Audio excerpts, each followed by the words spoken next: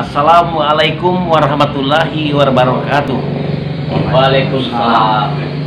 Pagi hari yang dini ini kita bersama-sama di warung kopi John Mantap, dan betul-betul mengundang selera kita di pagi hari. Inilah para tokoh dan para elit media sedang berkumpul di rumah atau di kafe Kopi John Mantap.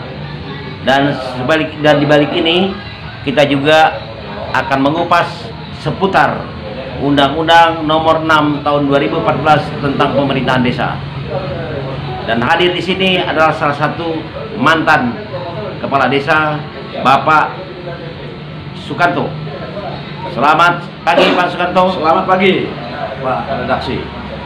Seiring dengan berbagai dilema yang terjadi di berbagai daerah, berbagai desa yang merupakan bagian daripada pemerintahan desa, banyak sekali menerima masukan-masukan dari luar yang notabene bahwa banyak proyek-proyek yang dikerjakan di berbagai daerah atau di berbagai desa. Kira-kira mekanismenya seperti apa itu Pak Kades? Baik, berdasarkan Undang-Undang Nomor 6 2014 jelas, yang pertama adalah diutamakan pemerintah bersama kepala desa dan rakyat itu profil desa. Profil desa itu menyangkut satu, luas wilayah, yang kedua jumlah penduduknya, yang ketiga pemerintahan desa menentukan titik koordinat setelah pemerintahan desa itu mengetahui dan membuat profil desa tersebut. Selain itu, pelaksanaan dari alokasi desa dan dana desa itu harus melalui musdus, musyawarah dusun. Setelah musyawarah dusun, baru dinaikkan kepada musyawarah desa, sidang anggaran bersama anggota BPD. Nah, di situ tertuang bahwa setelah disepakati, maka pembangunan itu harus berdasarkan prioritas utama kebutuhan masyarakat yang ada di desa sesuai dengan Undang-Undang Nomor 6 2014 itu tadi. Maka desa sangat kuat. Kenapa kuat? Karena sudah punya undang-undang khusus di desa. Demikian. Seiring dengan berbagai kegiatan proyek misalnya yang berada dari suatu daerah di tersebut, kira-kira proyek itu sudah ada kemudian tidak ada pelangnya gitu, pelang pengerjaannya itu, dan tidak tercantum di situ pagudananya. Apakah itu boleh Pak Kades? Baik, itu harus ada disesuaikan dengan RPMdes desa. Kenapa RPMdes desa itu? Karena berdasarkan kebutuhan masyarakat setempat. Apa yang menjadi prioritas? Nah, sekarang ini saya lihat persoalan-persoalan pengguna dana desa secara fisik itu banyaknya lari di rapat beton, parit-parit kecil. Nah, kemudian bahkan ada desa yang mengaspal. Kalau aspal ini kan tugasnya pemerintah daerah. Kenapa? Karena infrastruktur dibangun untuk pemberdayaan.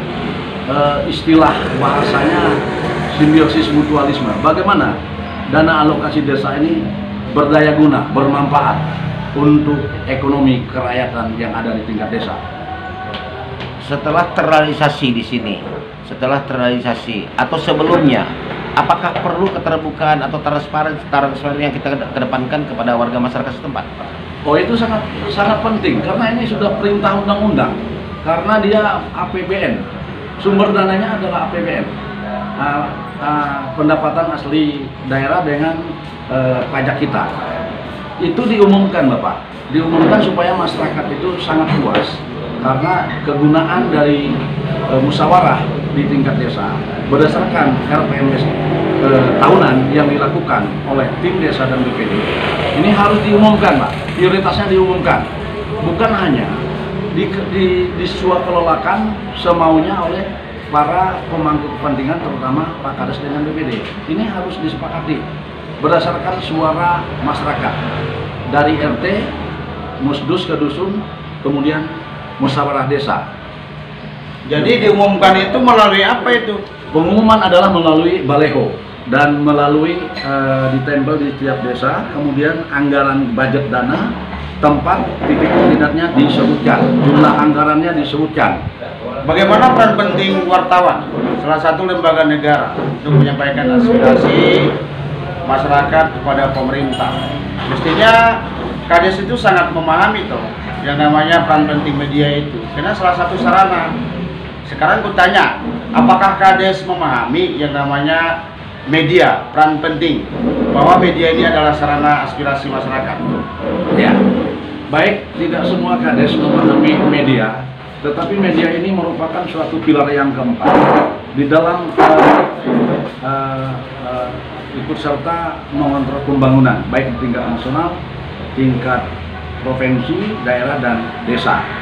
Nah, oleh karena itu, media ini tadi sangat-sangat luar biasa karena adalah pemberitaan. Dia sebagai pemberita. Media itu orang yang memberitakan. Nah, di situ banyak Kades belum memahami soal media. Nah, sekarang ini tidak bisa disembunyikan lagi karena sudah zamannya di zaman teknologi digital. Nah, oleh karena itu saya selaku mantan kepala desa sangat memberikan dorongan supaya Pak Kades yang telah dilindungi, dikeluarkan, ditolongkan oleh undang-undang desa ini tadi tidak terjerat hukum. Jadi sekitar 100% yang namanya Pak Kades di tingkat nasional, khususnya di daerah Kabupaten Bungkayang dan Kabupaten Landak, di daerah lainnya juga kira-kira 10% aja yang memahami tentang peran penting media itu sebagai salah satu penyiaran agar masyarakat itu tahu tentang aspirasi dan argumentasi publik itu. Nah, saran Anda sebagai mantan Kades